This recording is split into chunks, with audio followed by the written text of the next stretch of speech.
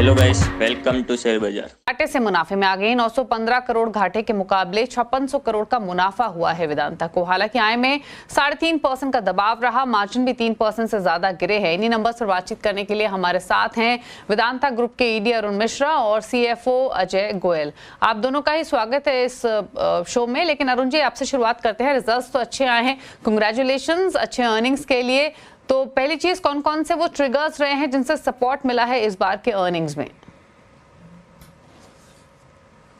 देखिए, प्राइमरीली जो हमारे जो सबसे बड़े बड़े दोनों बिजनेस है, एक है एल्यूमिनियम और एक है जिंक। दोनों बिजनेस में हमने लगातार एक एक क्वार्टर हमने वॉल्यूम एक्सपेंड किया, प्रोडक्शन बढ़ाया और हमने जो कॉस्ट है, इनपुट कॉस्ट कई क्षेत्रों में बढ़ने के बावजूद भी हम लोगों ने उसमें काफी मात्रा में कंट्रोल कर लिया।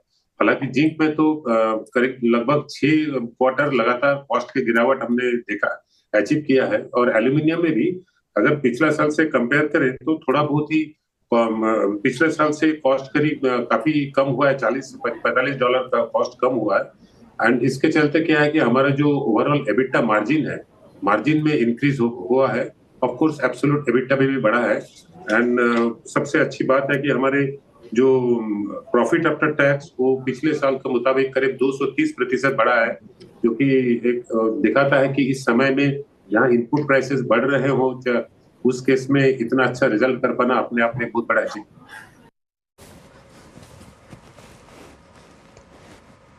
अच्छा, वहीं अरुण जी एक चीज और बताइए, जिंक प्रोडक्शन ने आपके बिजनेस को कितना स्ट्रॉन्ग सपोर्ट किया है? जिंक प्राइसेस ग्लोबली हमने देखा नॉर्थवर्ड जा रहे हैं। आगे के लिए प्राइसेस को लेकर क्या प्रोजेक्शन है, क्या आउटलुक है जिंक बिजनेस को लेकर? नहीं, हमने तो पहले भी आपको जिंक का जब इंटरव्यू के सामने मैंने बोला था कि प्राइस जो है दिसंबर तक पहुंचते पहुंचते $3000 पहुंचना चाहिए। एंड इसमें एक बड़ा इम्पिटस आएगा अमेरिका का इलेक्शन। अमेरिकन इलेक्शन हो चुका है एंड नया गवर्नमेंट जनवरी 5 को आ जाएगी। उनका अगर अगला क्वार्टर देखेंगे तो उनका इंफ्रास्ट्रक्चर स्पेंड काफी बढ़ने वाला है। उनका फेड रेट में कमी होगा, इन्फ्लेशन को डोनाल्ड ट्रंप का प्रॉमिस है कम करेंगे।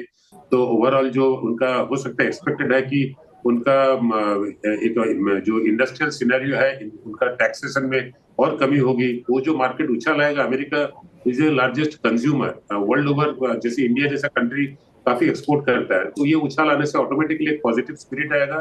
क्वार्टर 4 में मुझे उम्मीद है कि हम लोग $3000 भी क्रॉस कर जाएंगे। ओके। अच्छा अजय जी, एक सवाल आपसे। इकरा ने आपकी रेटिंग रिसेंटली अपग्रेड की है, ए नेगेटिव से ए इसे किया है। इन्वेस्टर कॉन्फिडेंस पर क्या असर पड़ना चाहिए आपके हिसाब से, और क्या क्रेडिट देते हैं, किन किन फैक्टर्स को क्रेडिट देते हैं इस रेटिंग अपग्रेड का? इसका इम्पैक्ट बहुत ही पॉजिटिव रहेगा। इंटरेस्टिंग। पहले तो वेदांता के जो रिजल्ट हैं सेकंड तिमाही के, ये बहुत ही शानदार हैं। आपने नोट किया होगा इस क्वार्टर में हमारी जो एबिटा ग्रोथ है वो 44% है। इस फर्स्ट हाफ में जो एबिटा है ये हमारा हिस्टोरिकल ऑल टाइम बेस्ट है।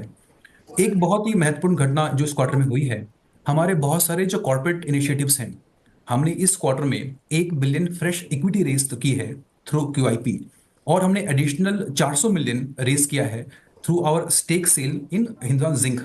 विद ऑल दिस चेंजेस हमारी जो प्रॉफिटेबिलिटी है, जो हमारी लिक्विडिटी है, जो कैश फ्लोज है, इसका इंपैक्ट हुआ हमें रेटिंग पे हुआ है, जो AA- से AA हो गई है।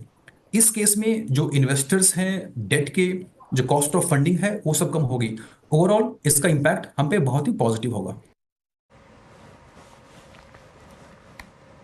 अच्छा, एक चीज और अजय जी, बिजनेस डीमर्जर के बाद जो aluminium, oil and gas, power, steel या फिर फेरस मटेरियल्स है, या फिर जो बेस मेटल बिजनेस है, ये जब अलग होंगे तो वो कब तक होने की उम्मीद है, और इससे वैल्यू अनलॉकिंग कैसी होनी चाहिए? ये एक बहुत ही महत्वपूर्ण सवाल है कंचन जी। एंड आपको पता है कि हमारा जो लास्ट स्टेप है डीमर्जर का, हमारी स्कीम एनसीएलटी में फाइल हो गई है अगस्त में। उसके बाद जो फर्स्ट हियरिंग है वो हुई है अक्टूबर में।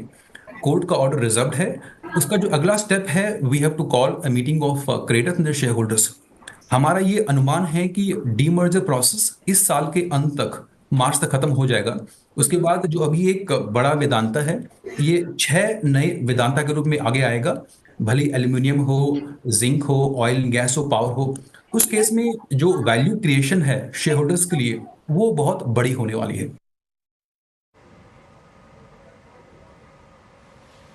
ओके, चलिए, शुक्रिया आप दोनों का ही आने के लिए सीएनबीसी आवाज पर, अरुण जी और अजय जी, और अर्निंग्स पर एलैबोरेट करने के लिए। गुड लक आपको कमिंग क्वार्टर्स के लिए। ब्रिजेश से क्विक कमेंट ले लेते हैं। वेदांता के स्टॉक पर 457 पर फिलहाल ट्रेड करते हुए अर्निंग्स ऑल्दो स्ट्रॉन्ग रही हैं स्टॉक की। ब्रिजेश, एक टेक चेक वेदांता पर। मैडम इस पर टेक्निकल भी थोड़ा पॉजिटिव रहेगा, क्योंकि मुझे लगता है कि हाल ही में जितना करेक्शन होना था वो हो चुका है। 450 के जो आसपास का जो लेवल है एक डिमांड जोन है, यहाँ पे थोड़े से कॉल राइटर्स भी अपने पोजीशंस बना रहे हैं। तो मुझे लगता है कि 450 के आसपास अगर किसी को ट्रेडिंग अपॉर्चुनिटी के नजरिए से अगर लॉन्ग बेट लेना है तो ले सकते हैं, या फिर किसी के पोजीशन है जहाँ पे वो स्टक है 450 के आसपास इसमें एवरेज भी किया जा सकता है। जो पुल बैक जो देख रहा हूँ मैं टेक्निकल पॉइंट ऑफ व्यू से 480 से 485 तक के लेवल का मैं पुल बैक देख रहा हूँ। था ये पी नहीं पा रही हूँ। ओके, चलिए, तो ये रह रही वेदांता पर। रुक रहे हैं इसी के साथ एक